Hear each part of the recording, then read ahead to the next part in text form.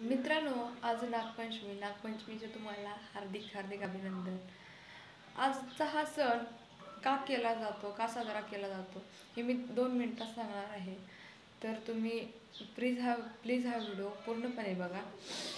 तर मित्रांनो, हा श्रावण महिन्यातला हा पहिला सण असतो आणि ज्यावेळेस श्रीकृष्ण नदीकाठी खेळत असतात आणि त्यांचा बॉल नदी जाऊन पडतो, त्यावेळेस त्यांनी बॉल आणायला की जातात आणि कालिया नावाचा हा साप, प्रचंड मोठा साप, त्याच्यावर त्यांनी तांडव करून अवघ्या 5 वर्षाच्या वयाच्या असताना त्यांनी त्याच्यावर तांडव करून त्याला पराभूत करून त्यांनी पूर्ण म्हणजे जीवनात पराभव करून तो दिवस जो होता त्या दिवसापासून हा सण साजरा केला जातो.